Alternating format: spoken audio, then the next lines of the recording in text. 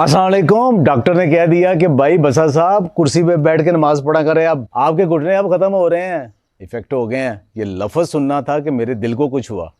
मैंने कहा डॉक्टर साहब को रिकवरी में अगर आप सही ट्रीट करें और अपने आप को और अच्छा लाइफस्टाइल अपनाएं और फूड ठीक करें, सप्लीमेंट ठीक लें, तो हो सकता है कि साल के अंदर अंदर दोबारा रिकवर हो जाएं। तो मैंने ऐसा क्या किया कि सिर्फ 2 हफ्ते में मेरा घुटना पहली वाली पोजीशन पे आ गया, दर्द ख़त्म हो गई और 3 हफ्ते बाद बिल्कुल कोई सोजिश, कोई दर्द नहीं है। मैंने हिम्मत नहीं आ रही, बूढ़ा होना है, मरना भी है, सब ने होना है। लेकिन मस्जिदों में देखें कि जो 50 के ज़्यादा उम्र वाले, आधे से ज़्यादा लोग आधी मस्जिद कुर्सियों में बैठ के नमाज़ पढ़ रही होती है, और घरों में भी ऐसा है, लोग जल्दी हिम्मत हार जाते हैं। क्या किया, मैं एक एक करके आपको बताता हूँ। सबसे पहले हुआ क्या, एक दिन मैं सुबह उठा तो मुझे फील हुआ कि मेरे इस जगह के ऊपर घुटने में, बिल्कुल लेफ्ट घुटने में इस जगह के ऊपर थोड़ी सोजिश है, दर्द है। और जब मैं इसको यहाँ किया तो मुझे फील हुआ कि ये अब फोल्ड नहीं हो रहा। पिछले 3-4 दिन मैं ट्रैवलिंग में रहा, एक्सरसाइज भी नहीं की। सबसे पहले तो ये ख़तरा महसूस हुआ कि कहीं आपके कोई यूरिक एसिड या आर्थराइटिस या जिस्म के अंदर इन्फ्लेमेशन या शुगर ना हो गई हो। ये 4 चीज़ें। फौरी तौर पे लैब में मैंने क्या टेस्ट किया, यूरिक एसिड नॉर्मल था, शुगर HbA1c बिल्कुल नॉर्मल थी, लिपिड प्रोफाइल मेरी एक्सीलेंट थी। उसके बाद फिर मुझे आया कि RA फैक्टर करवा लें, वो भी नॉर्मल था। फिर ये जिस्म के अंदर इन्फ्लेमेशन का टेस्ट है जिसे C रिएक्टिव प्रोटीन्स कहते हैं, वो करवाया, वो भी माशाल्लाह अल्हम्दुलिल्लाह ठीक थी। तो जब ये सारे टेस्ट ठीक हो गए तो फिर आया कि ये क्यों है, इसका मतलब है कि यकीनन ये कोई चोट है। लेकिन डॉक्टर इंसिस्ट कर रहा था कि इसमें ये इनिशियल स्टेज ऑफ आर्थराइटिस भी हो सकती है, आपके नहीं आई इफेक्ट, लेकिन कुछ ना कुछ चोट भी है, साथ ये भी है। अच्छा, अब मैं आपको एक एक करके चीज़ बताता हूं कि मैंने एक्टिविटी क्या चेंज की, खाना पीने में क्या चेंज किया, मैंने सप्लीमेंट कौन से चेंज किए, मैंने दवाइयाँ कौन सी ली, मैंने फूड में कौन सी चेंजेस की, मैं सारी आपको बताता हूँ। कॉपी पेंसिल पकड़ लें और एक एक करके लिखें। सबसे पहले सीढ़ियाँ थोड़ी कर दें, तेज़ी से चढ़नी बंद कर दें, स्लो चढ़ें, वज़न कोई ना उठाएं। जॉगिंग वॉक मैंने बिल्कुल बंद कर दी, बिल्कुल बंद कर दी। सिर्फ मस्जिद तक या जिम तक पैदल जाना वो मैंने बंद नहीं किया, वो चलता फिरता मैं सारा दिन रहा, लेकिन मैंने तेज़ वॉक जॉगिंग बंद कर दी। कोई वज़न नहीं उठाया, कोई ऐसी एक्सरसाइज नहीं की जैसे ट्रेडमिल या साइकिलिंग जिससे आपको इसके ऊपर वज़न पड़े। कौन सी वर्जिशें की, सबसे पहले वो देख लें। मुख्तसर सी आसान सी वर्जिशें कि ये चीज़ें रखी, अगर गद्दी रख लें ठीक है, वगरना एज सच ये मैंने 10-10, 20-20 दफ़ा ये, उसके बाद this one, this one, this one, this one, फिर ये वाली, फिर दोनों ये वाली, ताकि आपके घुटने और सारे उसका हिस्सा मजबूत हो जाए। उसके बाद फिर ये, इसको यहाँ भी बैठ के भी और चेयर के ऊपर बैठ के भी, चेयर के ऊपर बैठ के भी, ये दोनों एक्सरसाइजेस, दिस वन ये वाली, और दूसरी फिर उसके बाद ये जो क्रंचीज हैं, स्लो, बहुत तेज़ नहीं, ये वाली साइकिलिंग, लेट के साइकिलिंग, और दोनों टांगें इकट्ठी ऊपर, एक कर करके ऊपर। और उसके बाद ये जो सबसे ज़्यादा पसंदीदा मुझे वर्जिश है कि टांग बिल्कुल सीधी करनी है और उसके बाद इसको जितना ऊपर लेके जा सकें। इस घुटने में ये हो रहा था, ये इससे आगे नहीं जा रहा था, ये देखें ना, ये यहाँ तक जा रहा था और ये घुटना यहाँ तक रुक गया था। मैंने यहीं रखा इसको, ये सीधा किया और इसके बाद जितनी देर तक सीधा रख सका, और उसके बाद ठीक है, अभी वो फ्लेक्सिबिलिटी है, मैं यहाँ तक ले जाता हूँ। तो ये मैंने करनी शुरू की। शाम को मैं जिम में मैंने सारी बाइसेप, ट्राइसेप, जितनी एक्सरसाइजेज है, योगा, वेट बेरिंग के अलावा बाकी सारी एक्सरसाइजेज में 1-1 घंटा, किसी को फील नहीं होने दिया मैं कि मुझे कोई प्रॉब्लम है, बल्कि पहले से भी ज़्यादा बाकी एक्सरसाइज कर रहा हूँ। कि मेरे बाजों को तो कोई मसला नहीं, इसको तो कोई मसला नहीं, टांगों को कोई मसला नहीं, सिर्फ घुटने का मसला है ना, वो वाली एक्सरसाइज छोड़ो, बाकी मैंने सारी ज़बरदस्त एक्सरसाइज की, पहले से ज़्यादा मैंने वर्जिशें की।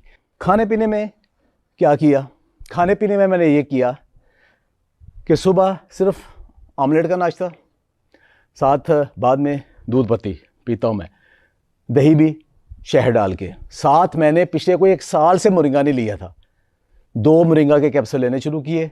कि विटामिन डी और मैग्नीशियम की कमी से ये होता है कि आपकी हड्डियों से कैल्शियम बाहर आ जाती है, और अगर आप कैल्शियम सप्लीमेंट ले रहे हो तो भी कैल्शियम सप्लीमेंट बंद कर दिया। वो मैं हफ्ते में 2 दफ़ा लेता था। कैल्शियम सप्लीमेंट भी बंद कर दिया, क्योंकि जिसम में कैल्शियम ज़्यादा हो जाता है वो कैल्सिफिकेशन भी हो सकती है, या आपकी हड्डियों के अंदर से कैल्शियम जिसम बाहर ले लेता है और वो जोड़ों के अंदर जमना शुरू हो जाता है। तो कैल्शियम बंद कर दिया। सब्जियां ले रहा था, उसमें कैल्शियम मिल जाता है। विटामिन डी की डोज मैंने डबल कर दी, विटामिन D3 की। मैग्नीशियम भी लेना शुरू कर दिया। अपने डॉक्टर से मशवरे से ले कौन सा लेना है। मोरिंगा साथ मैंने 2 कैप्सूल लेना शुरू कर दिए, 2 कैप्सूल। और पहले दिन ही मोरिंगा लिया तो मुझे दर्द में अफाका हो गया। दोपहर को मैंने क्या किया, दरमियान में कुछ नहीं खाया। दोपहर को मैंने ये किया कि मैंने सिर्फ रोटी बंद कर दी, सैलड, फ्रूट और बीफ की शामी। जी हाँ, बीफ। लोग अक्सर डर के बीफ खाना छोड़ देते हैं। और उसके साथ कभी कभार 1 प्याली किनवा। जी हाँ, किनवा। नाजिया वसीम डाइटिशियन मुझे बार बार कहती है कि मेरे जितने पेशेंट जो कहते हैं घुटनों में दर्द होती है, घुटनों में आवाज़ें आती है, सिर्फ और सिर्फ 1 प्याली उबला हुआ किनवा दिन में 1 टाइम खा लें, 3 से 4 दिन में उनकी आवाज़ें कम होना शुरू हो जाती है, कि हफ्ते में दर्द ख़त्म हो जाती। तो मैंने किनवा भी मैं कभी रेगुलर नहीं खाया, दुनिया को बताता हूँ, खुद मैंने कभी रेगुलर नहीं खाया। तो उसका रेगुलर मैंने किनवा खाना शुरू कर दिया। ये चेंजेस आ रही है। उसके बाद रात को फिर मल्टीग्रेन की पूरी रोटी, जो सालन बना उसके साथ खा के, उसके बाद ग्रीन टी, उसके साथ मैं 3 से 4 खजूरें, मीठा बहुत पसंद है, मैं सारा दिन ही खाया। अब 3 से 4 बड़े साइज़ की खजूरें खाई। खजूर एंटी इन्फ्लेमेटरी है, मोरिंगा एंटी इन्फ्लेमेटरी है, किनवा एंटी इन्फ्लेमेटरी है, अंडा एंटी इन्फ्लेमेटरी है, गोश्त एंटी इन्फ्लेमेटरी है। जो मल्टीग्रेन आटे के अंदर जो चीज़ें हैं वो ज़्यादातर एंटी इन्फ्लेमेटरी है। तो सारी मेरी फूड ही एंटी इन्फ्लेमेटरी होगी। विटामिन डी एंटी इन्फ्लेमेटरी है। तो सारी चीज़ें एंटी इन्फ्लेमेटरी हो गई। इसके साथ मैंने ये शुरू कर दिया मछली के तेल के कैप्सूल, जिसे आप कहते हैं कॉड लिवर ऑयल, वो भी एंटी इन्फ्लेमेटरी है। ये मेरी सारी फूड, ठीक है। अब डॉक्टर ने कहा जी कि आप 2 चीज़ें और ले लें। अब ये खुद से ना लें, आप फ़ौरन इसको ये ना बाजार जाए ले लें, डॉक्टर के मशवरे से लें। सबसे पहले एक साल्ट आता है डाइसेरीन। डाइसेरीन होता है कि जो दर्दें ख़ास तौर पे आर्थराइटिस की वजह से होता है उसको ठीक करते हैं। वो मैंने 4-5 दिन, लेकिन मैं कहूँगा आप खुद से नहीं लें, अपने डॉक्टर के मशवरे से लें अगर आपको ज़रूरत है। मैंने 4 से 5 दिन डाइसेरीन सुबह शाम ली 50 मिलीग्राम, और साथ उसने कहा जी आप ग्लूकोसामीन लें। तो ग्लूकोसामीन मैं ले रहा हूँ, 3 हफ्ते हो गए हैं, लेकिन मैं इसको 4 महीने तक रोज़ एक लूँगा। ग्लूकोसामीन एक कम्बिनेशन ऑफ साल्ट आता है, उसके साथ 3-4 साल्ट और होते हैं। अगर घुटनों के अंदर गैप कम हो गया है और हड्डियाँ, कार्टिलेज घिसने की वजह से हड्डियाँ आपस में जुड़ने की वजह से वो दर्द होना शुरू हो गई है, या यहाँ पे कोई गड़बड़ हो गई है, तो ग्लूकोसामीन उसको रिपेयर कर देता है, लेकिन कम से कम 4 महीने लेना पड़ता है। अब मैं दोबारा उसी पोजीशन में आ गया हूँ, हालांकि अब मैं 3 हफ्ते के बाद यहाँ भी बैठ सकता हूँ, लेकिन मैं क्यों जोर डालूँ?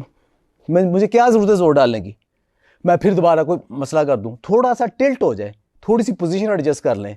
अल्हम्दुलिल्लाह डॉक्टर हैरान रह गया, फिजियोथेरेपिस्ट हैरान रह गया कि आपने सिर्फ 2 से 3 हफ्ते में अपने आप को सारा रिकवर कर लिया। आप हिम्मत क्यों हार जाते हैं? डॉक्टर कहते हैं कि आप कुर्सी पे बैठे चंद दिन के लिए रेस्ट कर लें, साथ ये सारी प्रैक्टिसेस करें, तो आप इसको रिकवर कर सकते हो। मैंने अल्हम्दुलिल्लाह रिकवर किया है।